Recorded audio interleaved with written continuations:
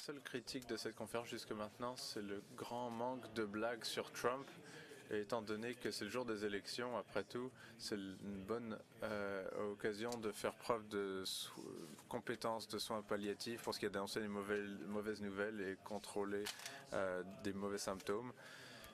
Pour notre voisin du Sud, avec cette introduction, je vais dire que j'ai reçu des honoraires de certaines de ces marques.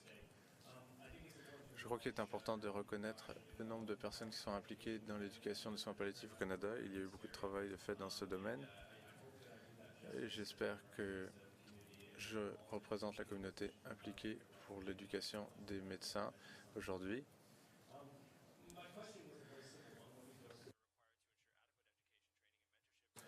Quelles sont les ressources en éducation pour les médecins qui apportent des soins aux Canadiens en fin de vie? Je me suis dit que la meilleure façon de traiter de ce sujet, plutôt que de vous donner toute l'information, c'était d'organiser ça en concepts clés. Chacun de ces concepts est soit quelque chose qui est un concept qui ressort de la littérature elle-même, ou c'est un méta-concept où la littérature a des manquements, où il y a des problèmes. Comment se fait-il? Donc il y a des concepts fondamentaux qui ne viennent pas nécessairement d'études spécifiques, mais sont des problèmes bien connus lorsque l'on fait face à l'éducation des médecins. Donc voici les 7 concepts clés que je vais essayer de vous présenter aujourd'hui, et je vais organiser ma présentation un peu différemment dans le sens où je vais vous parler de chacun de ces concepts et puis je vais vous parler des implications qui viennent de chacun des concepts. Je serais ravi d'aller plus en profondeur sur ces différents points.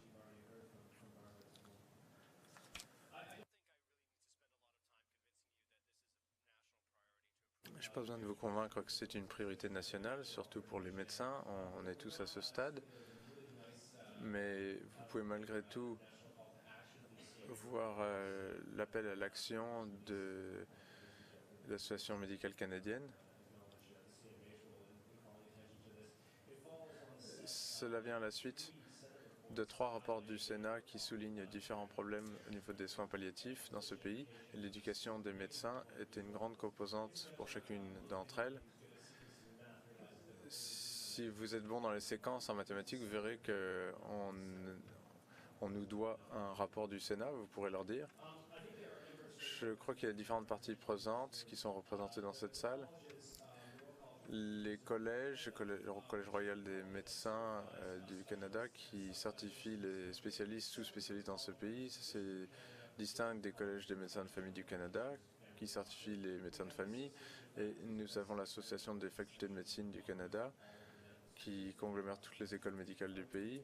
Nous avons la Société canadienne des médecins de soins palliatifs.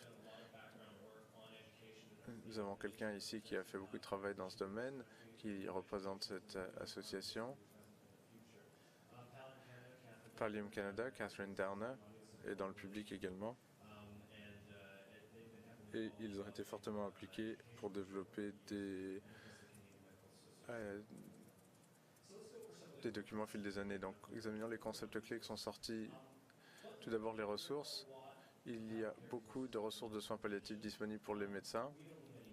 Ils n'en ont pas besoin de plus. Je crois qu'un concept important à comprendre, très souvent, tout d'abord, je vais vous montrer les formations. Ceux qui veulent suivre des formations assez intensives et concentrées sur les soins palliatifs, nous avons le LEAP et LEAP 2, des modules qui ont été développés par Pallium Canada.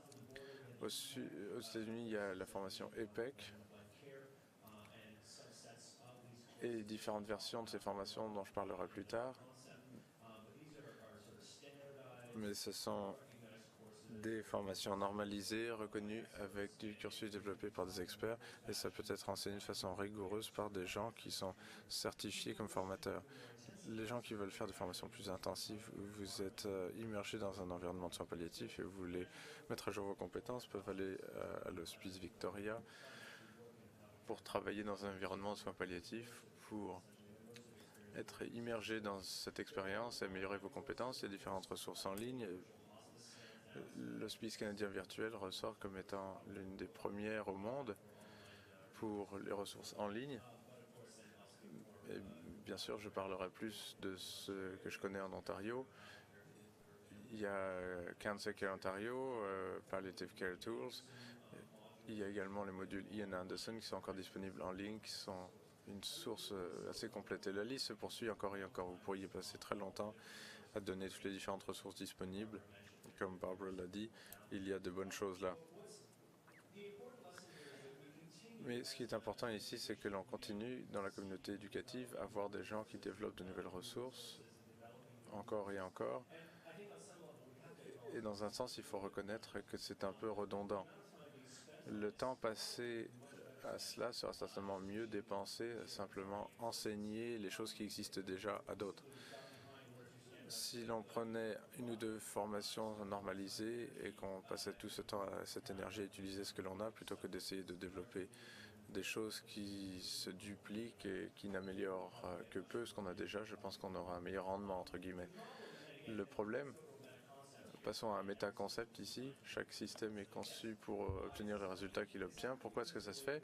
À cause de la façon dont la médecine académique est structurée. Les médecins dans le milieu universitaire examinent l'impact. Je développe quelque chose qui est le mien, puis j'arrive à convaincre quelqu'un d'autre de l'utiliser, et puis vous dites, regardez, quelqu'un d'autre l'utilise, j'ai un impact. Donc ça, c'est bien dans un sens que c'est une mesure pour un individu, mais malheureusement, cela tend à générer un environnement qui récompense la duplication de choses ou des gens qui mettent leur marque sur quelque chose qui n'est qu'une maigre amélioration. Et en examinant la faible vitesse d'amélioration, ça ne justifie vraiment pas de nouvelles générations de façon continue comme on voit. Si vous voulez voir des ACLS, BCLS, des formations d'éducation là-dessus, c'est certifié, reconnu. C'est une façon normalisée d'enseigner cette formation. Vous pouvez suivre une formation, être certifié en ACLS, enseigner les premiers soins, etc. Les gens peuvent suivre la formation pour être formateurs aussi. Vous recevez une carte. Et c'est quelque chose où les choses évoluent très vite. Nous faisons les choses très différentes maintenant par rapport à il y a 5 ans. Et ça, c'était différent d'il y a 10 ans. Mais on peut suivre les formations normalisées. Ça, c'est le modèle qu'on devrait examiner plutôt que d'avoir ce modèle diffus où chacun fait ce qu'il veut. Et pourquoi? Eh bien, à nouveau, il faut encourager les choses, parce que dans l'environnement universitaire aujourd'hui, il n'y a pas de point lorsqu'on enseigne des choses à d'autres gens. Il faut reconnaître que c'est la raison pour laquelle ça se fait, c'est parce que le système est conçu pour le récompenser. Donc il faut réfléchir de façon plus générale quant à comment on peut récompenser les gens. Les soins palliatifs sont différents, les besoins des soins palliatifs sont assez importants, que ça a peut-être besoin d'être traité différemment. À nouveau, il y a le besoin de dissémination des ressources existantes et pas se concentrer sur la génération de nouvelles ressources. Les médecins ne sont pas assez formés dans les soins palliatifs et nous en avons déjà parlé. Il y a eu différents efforts au fil des années pour essayer d'améliorer la façon dont les médecins sont formés, pour augmenter le nombre d'heures qui sont dévouées à la formation des soins palliatifs. Et il y a eu un succès mitigé il y a 10 à 20 ans. On a fait le FPEC, ces efforts qui visaient à ancrer les compétences soins palliatifs dans les formations de base des écoles médicales au pays. Dans un sens, ça a marché quelque peu et il y avait une équipe à chaque centre qui visait, qui devait ancrer ces compétences dans le cursus. Ça a marché dans un sens, mais depuis qu'on a arrêté de parler d'FPEC, il y a eu du recul et il y a eu de plus en plus de pression pour enseigner d'autres documents. Les soins palliatifs ont perdu en priorité et on a découvert il y a quelques années que la majorité des écoles médicales enseignent au moins de 10 heures de soins palliatifs sur un cursus de 3 ou 4 ans, ce qui est très peu si on considère à quel point ce concept est important. Les résultats, bien sûr, c'est que la formation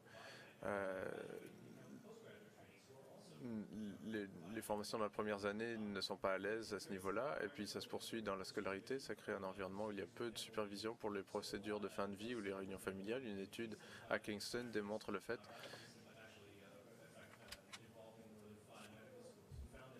que Une grande proportion, je crois que plus d'un tiers des résidents ont dit qu'ils n'avaient jamais été observés par un membre de la faculté lorsqu'ils ont fait une réunion avec une famille. C'est un événement non supervisé et puis on les jetait dans l'arène à chaque fois. Ils devaient apprendre par eux-mêmes d'après leur propre expérience. Ça, c'est un problème. Vous pouvez imaginer si quelqu'un fait de la réanimation ou intuber quelqu'un sans avoir un autre médecin dans la salle. On se dit, on voit à quel point ces épisodes sont importants et on doit donner la même priorité aux soins palliatifs. Une autre chose à noter, c'est que les rotations de soins palliatifs, parce que l'on essaye de dire que le soin palliatif, c'est la responsabilité de tous les médecins, que les rotations des soins palliatifs ne sont vraiment pas obligatoires dans la plupart des programmes et très souvent une disponibilité limitée pour ces rotations. On va y revenir dans un autre concept, donc je vais continuer pour le moment, mais il faut reconnaître qu'il y a une grande valeur attachée à l'importance de l'enseignement dans l'institution universitaire. On a eu ce recul ces dernières années, il faut remettre la pression et vraiment ramener ça comme étant une priorité dans ces formations. L'efficacité, alors voilà l'éléphant dans la salle. Il y a beaucoup d'interventions médicales qui ont l'élément attrayant que d'être peu coûteux et d'autres sont très coûteuses et demandent beaucoup de temps, c'est difficile à mettre en application à grande échelle, mais peu importe que vous parliez d'interventions très larges ou à petite échelle, on n'a aucune idée de savoir lesquels affectent ces soins aux patients. Je vais vous présenter le concept du cadre Kirkpatrick. Si vous ne le connaissez pas, c'est un cadre à travers duquel beaucoup de gens ont évalué l'assurance qualité, les projets d'assurance qualité au fil des années, mais ont également été appliqués aux interventions médicales. Il y a 4 niveaux d'effet. La réaction immédiate de l'apprenant. Je me sens plus à l'aise après avoir suivi votre formation. Les connaissances de l'apprenant, j'en connais plus quant à ce que je fais aujourd'hui. Niveau 3, le comportement de l'apprenant dans l'environnement clinique change. Je suis une formation, puis vous pouvez aller voir que les médecins disent les choses différemment. Et le Saint Graal du cadre Kirkpatrick, c'est les résultats au niveau du patient. Donc, vous montrez qu'une fois qu'un individu a suivi votre formation, vous allez voir leurs patients, que ces patients s'en sortent mieux que les patients des médecins qui n'ont pas suivi la formation. Ou alors il y a une amélioration depuis la formation. Donc ça, c'est le Saint Graal pour mesurer l'efficacité de l'intervention de l'éducation. Alors, le premier concept effrayant, c'est que moins de 1% des articles liés à l'éducation nous communiquent des résultats au niveau 4. Ils vont tous communiquer à niveau 1 ou niveau 2. Ensuite, à nouveau, pourquoi?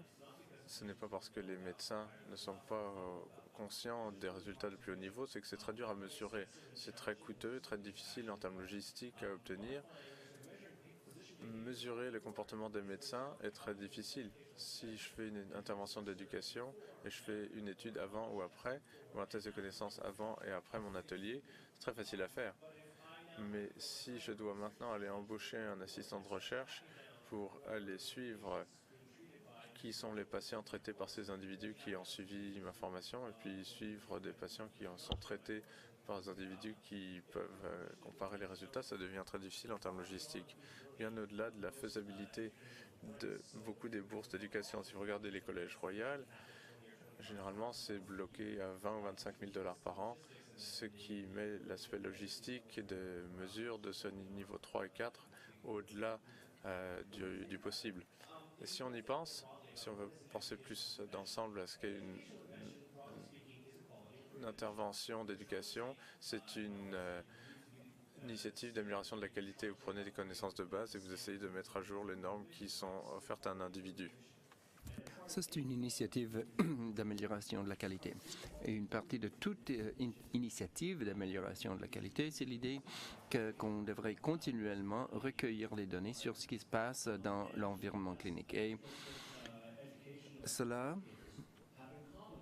c'est une chose qu'ont en commun les éducateurs avec tous les organismes de la santé. On devrait recueillir ces données sur une base quotidienne de toute manière. Le fait que je dois bâtir toute une infrastructure pour la collecte de données sur la qualité pour ma seule étude, chaque fois, et changer la culture de l'unité pour une période de 6 mois pendant que je recueille les données et nous retournons à l'ancienne façon de faire, c'est un peu ridicule. Donc, l'impératif ici pour améliorer les soins palliatifs de qualité, c'est qu'il faut avoir la collecte de données continuelle. Et les hôpitaux académiques avaient une infrastructure en place pour faire la collecte. Si c'était le cas, toute intervention que je mets à l'épreuve ou toute intervention que les gens veulent mettre à l'essai aurait une capacité incroyable de faire la collecte de façon routinière des données de niveau 3 et de 4. Et plutôt que de laisser ça aux éducateurs, et nous savons que ça ne marche pas, c'est peut-être une occasion à ces établissements académiques de penser de façon plus large concernant la qualité des données recueillies, les données sur les résultats qu'ils recueillent, afin de créer ce cadre qu'ils pourront utiliser pour mesurer la qualité des soins offerts aux patients et que les éducateurs pourront utiliser pour mesurer l'efficacité de leurs interventions. Bon, je vais passer à l'autre chose. Il y a un besoin d'une évaluation routinière de la qualité des soins de fin de vie, etc. Donc, concept numéro 4, domaine de concentration. Il y a 2 domaines majeurs que la plupart des interventions vont regarder. La gestion des symptômes et la planification des soins avancés, la communication concernant la prise de décision. Il y a différentes façons d'enseigner la gestion. Je n'ai pas besoin de les discuter ici, mais ça peut passer d'une rotation des soins palliatifs dans le cadre de la formation, un atelier d'1 ou 2 jours, des cursus longitudinaux, des modèles d'apprentissage à distance, des modules axés sur le web où on peut faire plus de choses et améliorer les compétences, et des références de poche et des applications pour aider les gens à utiliser ces connaissances de manière pratique. En enseignant la communication, il faut une approche différente et on ne peut pas utiliser toujours la même approche. Donc, la pratique délibérée axée sur l'apprenant, c'est une chose très importante. On pratique et on se concentre sur le besoin de l'apprenant. Ça comprend des rétroactions, des discussions en petits groupes. Le mentorat est important. J'ai travaillé passablement avec des patients simulés ou réels, mais c'est un élément important de la littérature concernant l'enseignement des compétences en communication et des ateliers un jour ou plus de différents modèles. Donc, on a montré l'efficacité de tous ces outils, quoique avec la mesure des impacts au niveau 1 et 2, et non seulement sur l'efficacité vis-à-vis du patient. Il y a eu différentes interventions mentionnées dans la synthèse que vous avez devant vous, mais il y a différents pièges ici. Certaines études ont montré une amélioration dans le comportement désiré. Donc, on enseigne la compétence dans l'environnement simulé et le résident semble avoir acquis cette compétence, mais lorsqu'il traite avec les patients réels, la plupart des études montrent qu'il n'y a pas eu d'effet. Ça nous montre un autre problème. Il n'y a pas de point final universel pour des choses telles que la communication. Comment est-ce que l'on sait si quelqu'un s'est amélioré en communiquant? Il y a tellement de différentes façons de mesurer la communication. Comment, par exemple, est-ce que je peux faire la dissection de la communication et de l'interaction d'un résident avec un membre de la famille d'un patient plutôt que l'expérience globale en communiquant avec tous les membres de l'équipe de la santé? La plupart n'ont pas reçu cette intervention et ça aurait pu les influencer. C'est donc parfois difficile d'interpréter les données que l'on voit. Et l'autre problème plus vaste, c'est que est-ce que la satisfaction du patient, si on mesure la satisfaction, est-ce que ça veut dire que la communication a été bonne? Il y a eu différentes études montrant que les patients qui ont une attente de vie faussement élevée. Donc, la personne croit de façon erronée qu'il va survivre. Quand la compétence en communication comme étant plus élevée, les gens aiment recevoir de bonnes nouvelles et le seul fait d'être troublé ne veut pas nécessairement dire que le médecin a fait un mauvais travail. Donc, la formation efficace en communication prend du temps et des ressources de tous les intervenants. Ça, c'est un message important. Et si on veut améliorer les compétences en communication, c'est pas une chose qu'on pourra faire avec simplement une application au téléphone. Le développement de la faculté. Ici, il y a le cursus caché. C'est un concept très important à comprendre. Donc, le cursus caché est une chose qui pose un problème dans tout l'environnement clinique et éducatif pour les résidents. Donc, ce que l'on a, c'est un résident qui va à un atelier et apprend la bonne façon de faire les choses, la bonne façon de gérer les symptômes et de parler aux patients concernant les objectifs des soins et CPR. Et puis, il retourne au département et au personnel qui a été éduqué à un moment où on n'apprenait rien sur les soins palliatifs et on regarde le personnel qui entre dans la salle et on dit ça 2, 3, 4 fois, et puis on va à l'ordinateur pour commenter des ordonnances de démission pour un patient et toutes les ordonnances de défaut pour le morphine, etc. Les dosages sont mauvais, etc. Et il devient beaucoup plus facile. Et, dans le contexte dans lequel on fonctionne, on voit des pratiques erronées. Donc, d'un côté, on apprend correctement pendant 30 minutes, au cours d'une période de 4 ans, et pour le reste des 4 ans, on voit les choses mal faites et on ne devrait pas être étonnant lorsqu'ils apprennent les mauvaises compétences et pas les bonnes. Donc, ce cursus caché, qui est une érosion des compétences, mine les soins palliatifs parce que ça a tendance à renforcer les pratiques existantes qui sont mauvaises et nous essayons de régler ces choses. Donc, si on veut que les apprenants fassent preuve des compétences, ce sont leurs mentors, leurs enseignants doivent faire preuve des mêmes comportements et tous ces matériaux doivent être constants et uniformes dans tout l'environnement. Donc, on reconnaît que pourvu que la faculté présente n'a pas ou peu de formation, pourvu qu'il ne supervise et ne donne pas de bonnes rétroactions sur les tâches reliées à la fin de leur vie, il est difficile de s'attendre à ce que les résidents affichent ce comportement. Donc, faire de sorte que que les compétences pour apprendre les compétences de fin de vie, la faculté doit avoir bien des compétences en donnant des rétroactions. Donc, souvent, j'utilise l'exemple de tout au long de ma résidence. Lorsqu'un membre du personnel me disait, James, je n'ai pas aimé la façon dont vous avez fait l'examen sur la jointure, vous auriez dû le faire mieux, j'aurais aimé que vous fassiez mieux. Bon, je dis, oh, ben, désolé, mon examen n'a pas été très bon. C'est le genre de rétroaction qu'un formateur peut prendre très bien, mais essayez de dire à une personne qui reçoit la formation que ses compétences en communication sont mauvaises. 99% de la population considère comme ayant des compétences supérieures que la norme en communication. C'est un trait personnel très attaché à son sentiment de soi-même. Lorsqu'on donne des rétroactions et on dit que les compétences en communication sont mauvaises, on dit, bref, que la personne est mauvaise, on manque d'empathie, et c'est ce que l'on entend. Donc, contrairement à mon rhumatologue qui n'avait jamais besoin d'améliorer ses compétences en me disant que mon examen des jointures était mauvais. Moi, j'ai besoin de très bonnes compétences en disant à un résident que ses compétences en communication ont besoin de travail, sans que la personne devienne très, très défensive tout de suite, rejette les rétroactions et décide que moi, je suis une mauvaise personne et que j'étais un méchant. Donc, ces compétences en rétroaction, c'est un élément clé du développement de la faculté qui manque. Et nous sommes dans une première étape en essayant d'enseigner au personnel comment le faire, mais les expériences d'immersion pour les compétences, l'apprentissage expérientiel et les rétroactions, le soutien et le mentorat par les pairs, de pair à pair, c'est très important. Il y a différents modèles de la Colombie-Britannique où nous avons regardé cela. Est-ce que je peux ralentir un peu? Les interprètes ont de la difficulté. Ah bon, désolé. Je vous assure que ce n'est pas plus logique en français qu'en anglais.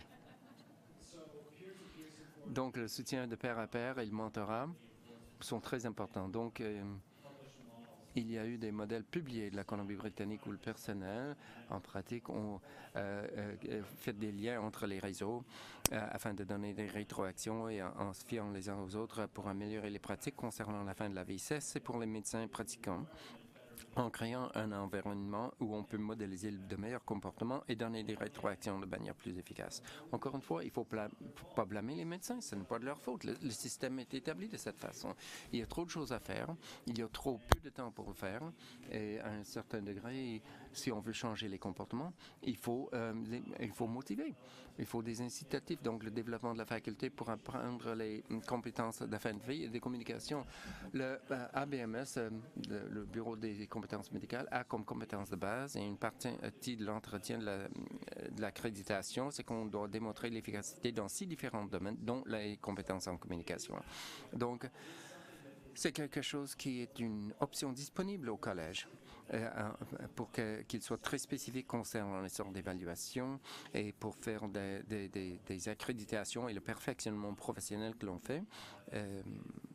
Donc, c'est un incitatif et rendu obligatoire par le collège. Je reçois l'avertissement de 2 minutes. Donc, l'implication, ici, c'est que l'encouragement, les incitatifs, les rétroactions pour le développement de la faculté dans les soins palliatifs sont importants à tous les hôpitaux d'apprentissage et dans les facultés de médecine. Donc, c'est le rôle pour la collectivité éducative. Donc, l'éducation axée sur les compétences, c'est important de comprendre ce que c'est. Donc, le modèle classique de la formation médicale, c'est le sachet de thé. Moi, j'étais le sachet de thé placé dans ma résidence pendant 4 ans. Après 4 ans, on m'a enlevé de l'eau chaude et c'était fini. L'éducation est axée sur le temps et on présume qu'au cours des 4 ans, j'avais appris toutes les compétences nécessaires. Nous savons que ça ne marche pas. Il y a des gens qui apprennent à différents rythmes et nous devons faire l'évaluation tout au long.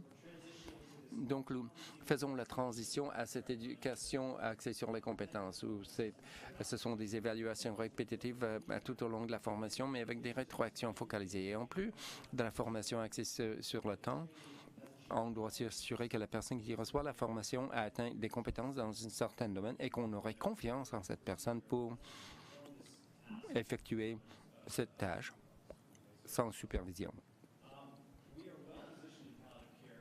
Nous sommes bien positionnés dans les soins palliatifs pour mener cette transition. Jeff Myers a mené une initiative pour mettre sur pied un ensemble de 14 différentes actions. Ça fait partie d'un cadre axé sur les compétences et on les lance graduellement à travers le pays.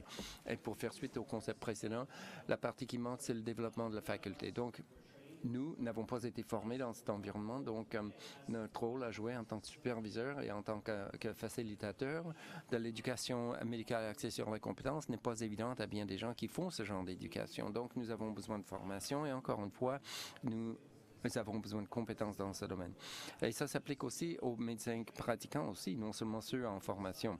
Si on décide qu'on veut faire la transition et devenir plus un médecin de type palliatif vers le 3e tiers de leur carrière, ils peuvent commencer à se faire observer par d'autres et demander est-ce que j'ai acquis ces compétences, et on peut faire la mise en application du même cadre en pratique que lors d'un médecin en formation. Donc, le virage de paradigme doit être appuyé par la faculté au-dessus. Et le concept final, éducation palliative individualisée. Et voici les choses clés du sondage qui entrent.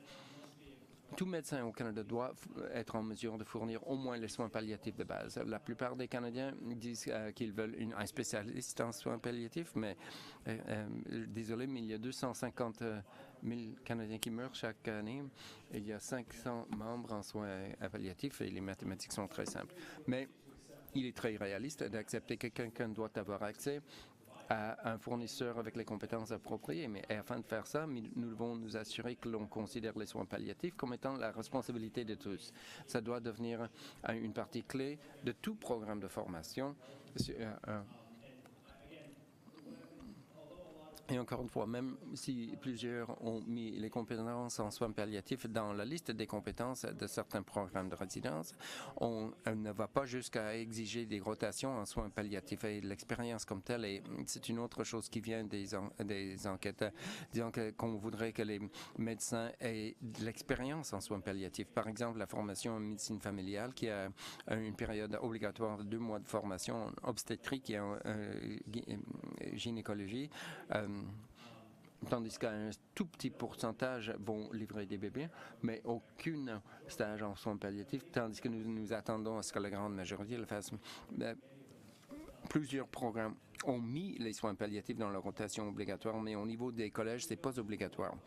Au collège Royal, avec les spécialités et les sous-spécialités, il n'y a que 2 spécialités médicales qui comprennent une formation obligatoire en soins palliatifs, l'oncologie médicale et l'oncologie de radiation. Donc, c'est pas une obligation pour la respirologie, la cardiologie, les pathologies, entre autres.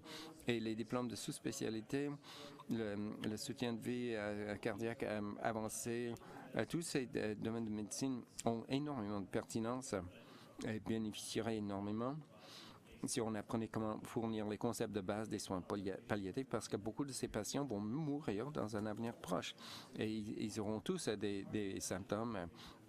Il est difficile d'imaginer que ces patients ne pourraient pas bénéficier de soins palliatifs et avec ce niveau de base de formation afin que l'on envoie obligatoirement tout le monde aux soins palliatifs, et cette approche obligatoire que Barbara a mentionnée est une chose clé. L'autre chose, c'est que parmi les praticiens spécialisés, ceux qui sont dans les domaines spécialisés comme la cardiologie, etc., donner un bloc d'enseignement générique ne bénéficierait pas autant que commencer à individualiser pour répondre à leurs besoins particuliers. Par exemple, la plupart de la formation en soins palliatifs est axée sur le modèle du cancer qui ne s'applique pas à beaucoup de maladies qui ne sont pas du type cancéreux. Donc, la formation spécialisée, c'est un exemple. Il y a eu plusieurs de ces efforts de LEAP, etc., et désolé, j'oublie, c'est comme un saut triple, j'oublie tous les sauts, mais il y en a plusieurs autres. Et c'est le modèle qu'il faut considérer pour certaines de ces personnes qui sont déjà en pratique spécialisée, qui ont besoin d'un niveau de compétence très élevé dans des domaines très spécifiques de soins palliatifs, plutôt que d'avoir une approche unique pour tous. Et il faut être impliqué à la formation interprofessionnelle, mais il faut aussi reconnaître les différents rôles de chaque profession. Un médecin spécialisé en problèmes cardiaques aura un rôle différent d'un oncologue, par exemple.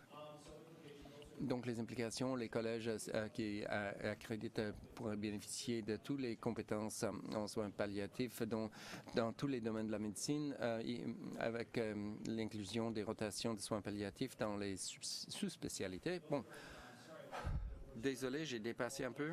Je m'excuse auprès des interprètes et je me ferai un plaisir de répondre à vos questions.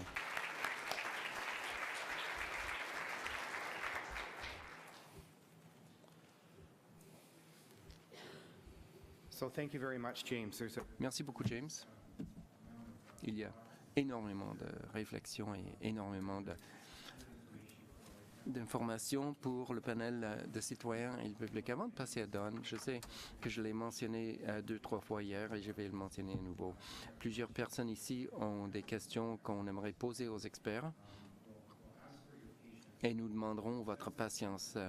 Le modèle de développement de consensus est conçu de façon délibérée pour que les membres du panel de citoyens posent leurs questions en premier.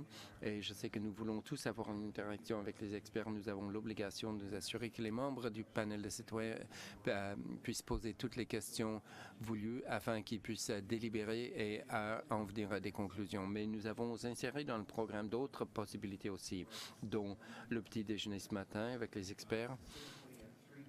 Et à 15 heures aujourd'hui, il y aura 1 heure entière consacrée aux questions et réponses avec les experts qui seront tous en avant ici avec moi. Donc, si vous ne pouvez pas poser vos questions pendant ces séances, nous espérons que ces occasions sont utiles pour vous. Donc, c'est la raison pour laquelle nous procédons comme nous le faisons. Don, à vous. Merci Fred, merci Dr. Dana pour votre présentation. Beaucoup de choses à considérer. Dans cette section, la première question est posée par Marie-Cécile Lapage. Merci beaucoup Dr. Dana pour votre présentation. Je pense que ce que je vais dire ici comprend quelques commentaires et il y aura peut-être quelques questions. Dans le matériel qu'on nous a présenté, vous avez parlé d'améliorer les soins palliatifs, les améliorations qui sont autant une question de changer la culture médicale que d'enseigner les compétences et le savoir. Donc, vous avez présenté cette approche à 2 volets où on va cibler l'éducation pour les apprenants, les résidents, les stagiaires, mais on va tenir compte aussi des médecins pratiquants. Je veux aller un peu plus loin et parler de nos apprenants précoces. Moi, je fais partie de cette cohorte. Donc, si on parle du fait que plusieurs écoles de médecine donnent moins de 10 heures d'enseignement sur les soins palliatifs dans leur cursus. Et vous parlez de ces deux compétences de base, les compétences en communication et la gestion des symptômes comme étant importants comme domaine de concentration dans l'enseignement. J'aimerais faire un commentaire par rapport au fait que je pense que quelque part, nous devrions inclure un enseignement sur le confort dans le processus de la mort et les discussions difficiles parce que je peux bien croire que la société nie la mort. Je crois que dans la culture médicale, c'est encore plus le cas. Pour bien des médecins, la mort, ça représente l'échec. Et je dois dire aussi que nous n'avons vraiment pas beaucoup parlé d'enseignement interdisciplinaire. Et personnellement, je crois que c'est une chose qui manque dans notre système d'éducation.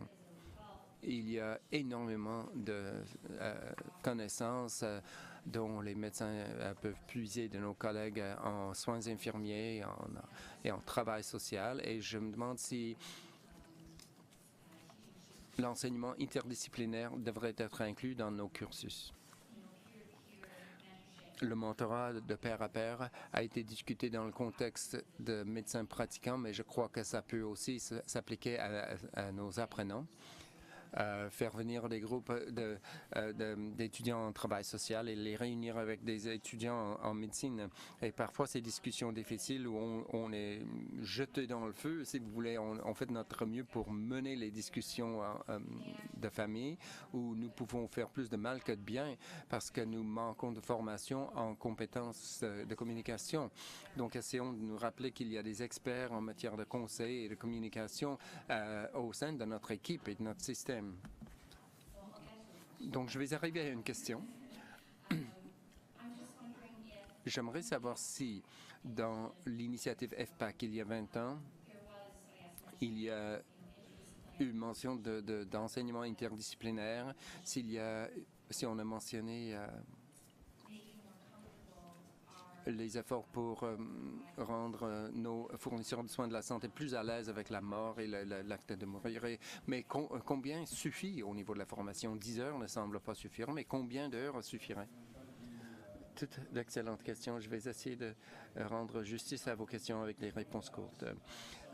Ce que vous avez dit concernant les soins de soi-même, c'est important. Je ne l'ai pas mentionné spécifiquement dans ma synthèse, donc merci de l'avoir souligné, mais je crois que c'est un élément important. Je considère cela comme étant une compétence du mieux-être et beaucoup de programmes de résidence ont l'obligation de l'inclure. Et je dirais qu'à certains égards, nous avons fait un meilleur travail en intégrant le mieux-être dans les cursus que d'autres aspects des soins palliatifs, ce qui est dommage, mais le confort avec l'idée et l'autre réflexion concerne ce que veut dire la mort si c'est un échec plutôt qu'une conséquence inévitable. Est-ce que c'était un effort pour essayer de maintenir la personne en vie ou lui donner une bonne mort? Quel est l'objectif? C'est très pertinent et ça mérite notre attention. En ce qui concerne l'enseignement interdisciplinaire, il est très clair, je crois, que notamment pour ce domaine de travail, ça doit être au cœur de ce que nous faisons. Et on dit cela, et on doit faire attention pour ne pas créer un produit d'éducation générique qui pourrait s'appliquer à tous ou qui ne contient rien à moins d'être pertinent pour tout le monde. Donc le problème ici, c'est qu'il y a des compétences spécialisées qui diffèrent pour tous.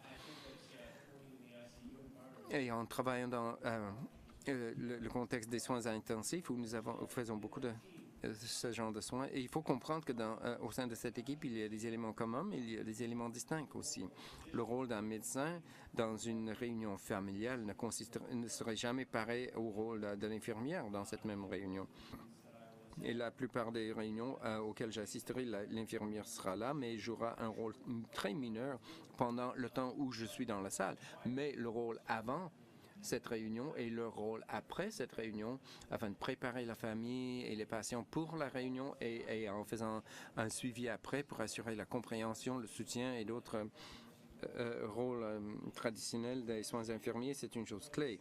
Et donc, en parlant d'éducation interdisciplinaire, il faut comprendre ce que cela veut dire. Et on a souligné, je crois, pendant que nous préparions ce sujet, que c'était au départ un seul sujet et on l'a divisé par la suite entre infirmières, médecins et tous les autres. Et malheureusement, il y a tellement de matière. Mais vous avez raison, il faut comprendre l'éducation interdisciplinaire en tant que concept, tout en reconnaissant, mais à l'intérieur de cela, c'est pas une approche unique, une seule approche pour tous, mais qu'il y a des rôles distincts à être assurés là-dedans. Merci, je ne vais poser qu'une autre question. Si nous regardons le sondage Ipsos, vous avez mentionné que les Canadiens demandent des spécialistes, mais la recherche les recherches auxquelles nous avons accès nous montrent ce modèle selon lequel si on développe plus de capacités pour les soins primaires et les compétences de base pour tous, ça aura plus de bénéfices ou bien ça va se concorder avec les réalités de notre système. Est-ce que vous avez des suggestions sur comment combler cette lacune entre ce que veulent les Canadiens et ce que la recherche suggère et ce que l'on peut atteindre au niveau pratique? Oui, malheureusement, c'est axé sur les méthodologies des sondages et je fais beaucoup de sondages aussi, mais si on demande aux gens ce qu'ils veulent, on peut choisir d'une liste et cocher tout ce qui s'applique. Le pourcentage le plus faible que l'on a obtenu, c'était 62%. On voulait tous ce qui était sur la liste, c'est comme un buffet où on peut se servir à volonté.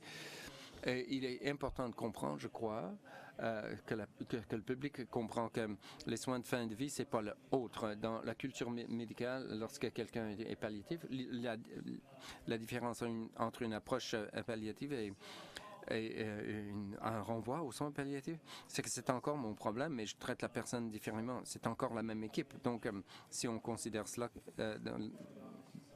du point de vue où si un médecin voit quelqu'un qui a l'hypertension, il faut l'envoyer à un cardiologue, non, ça n'a pas de sens. Le médecin général doit traiter cela. Et nous, dans la culture médicale, nous commençons à reconnaître que la fin de vie, c'est l'affaire de tout le monde. Et c'est seulement lorsqu'on reconnaît cela, est-ce que nous pourrons nous attendre à ce que la population comprenne le même concept. Mais pourvu que chaque médecin envoie les cas menant à la mort à quelqu'un d'autre, on ne peut pas être étonné lorsque le public fait la même chose. Merci pour votre présentation ce matin. En tant que leaper aussi, je vais y aller directement. J'apprécie beaucoup et je vois les recommandations pour apporter à notre discussion de panel. Mais une chose que je veux vraiment souligner, c'est que j'ai aimé que vous avez parlé du cursus caché et de l'importance significative à présent de qui émerge en tant que leader et comment est-ce que cela est démontré. Mais je pense qu'il est très important aussi qu'il y a une attente cachée en tant que médecin dans ces équipes de soins palliatifs, qu'il y a une notion cachée de leadership là aussi. Et nous faisons la promotion de beaucoup d'excellentes définitions concernant les soins offerts à la personne entière. Et il est très important qu'en tant que leader au sein de ces équipes, bien, je reviens à l'histoire de Jim hier. Et les impacts qu'ont subis sa famille suite à la maladie de Huntington et au diagnostic multiple. Mais en tant que leader, en 2016, dans le domaine des soins palliatifs, il faut vraiment démontrer que nous tirons tous ensemble en tant qu'équipe multidisciplinaire avec d'excellentes discussions sur la gestion de cas. Et est-ce que nous perdons ces personnes dans les écarts? Et puis, je ne dis pas que ce soit un problème uniquement pour les médecins, mais la plupart des familles diraient que le médecin est le leader de cette équipe. Donc, comment est-ce que vous pouvez aider à faire la promotion de ce dont nous faisons la promotion en tant que définition? Je dirais que le problème du modèle interdisciplinaire est le même que le problème de l'approche palliative. Nous l'enseignons comme tout le reste dans l'éducation médicale. On se fie au séminaire, mais le concept de base ici concernant les programmes cachés ou les cursus cachés, c'est que le monde n'attend pas un meilleur séminaire. il faut être beaucoup plus réaliste. Pas vous, mais nous devons être beaucoup plus réalistes vis-à-vis de ce à quoi nous nous attendons suite aux ateliers, aux colloques et aux discours lorsque, dans le vrai monde, on voit les choses très différemment. Je peux écrire toutes sortes de choses sur la modélisation interdisciplinaire des soins offerts aux patients, mais il faut que les gens le voient. Et à un certain degré, je crois que, comme vous avez dit, le médecin est le chef de file. Ici, c'est le modèle du premier parmi les égaux. Et puis, c'est parce que on a tendance à considérer le médecin comme étant le chef. Mais en travaillant pas très souvent dans un environnement où il y a des soins interdisciplinaires, c'est une question de caractère. Il y a des membres de l'équipe des soins infirmiers qui font un très bon travail de modélisation et en menant par l'exemple, même s'ils ne sont pas les leaders du groupe. Et en ce faisant, l'infirmière dit au médecin, je pensais ceci et cela, qu'est-ce que vous en pensez? Et le modèle vraiment est mené par quelqu'un qui n'est pas le dit leader. Donc,